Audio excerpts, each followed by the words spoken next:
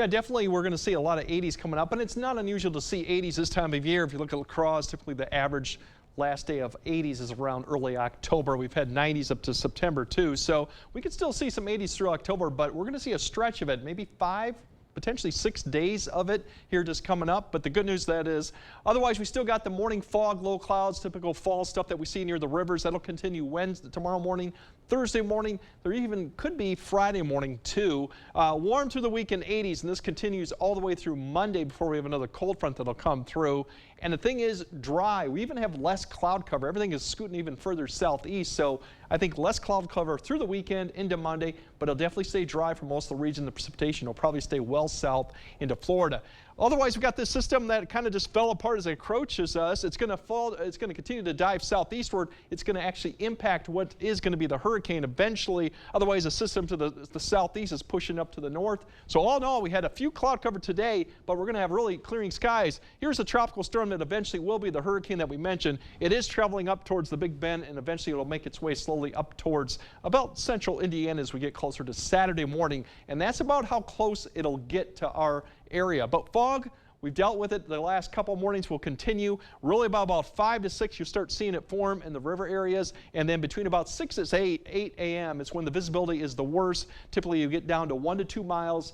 Near where the fog is, you get inside of it, you might get down to a half mile. But you can see it's centered along the Mississippi River, Wisconsin River, Kickapoo River, just to name a few of the river valleys that typically will see it. And that could get down to about a half to a mile. So something to stay in tension as for the morning commute. Once we hit about 9 to 10, we should start seeing it lift. Plenty of sun throughout the rest of the day. Really no issues. Light northwest winds in the afternoon. We'll get those temperatures well into the 70s for most locations. Should be mid 70s for most, maybe upper 70s for a few locations. But all in all, about 5 to 6 degrees warmer as we go. Then for Thursday, we're looking at upper 70s to near 80 degrees, and that'll be even warmer for Thursday. Light winds, plenty of sun, minus the morning fog that we could be dealing with. Torchlight Parade, there's absolutely no issues going on. Very mild temperatures, mid 60s with a few clouds. So all in all, a fantastic start to the Oktoberfest weekend, and it's not really going to change much. Here's that low that comes up to the north, just to the Illinois, Indiana area. We just get a few clouds, and even that's getting a little bit less. Even more clear skies as you go further north. So it'll clear up to Ladysmith,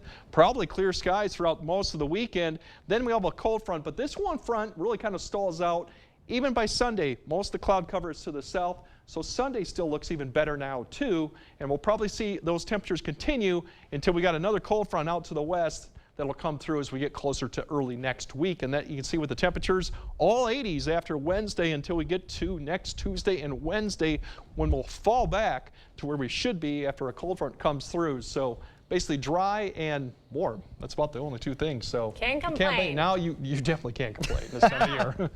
Well, I mean, we could to mess with Yeah, you could. No excuses to complain. Nope. Thank you, Greg.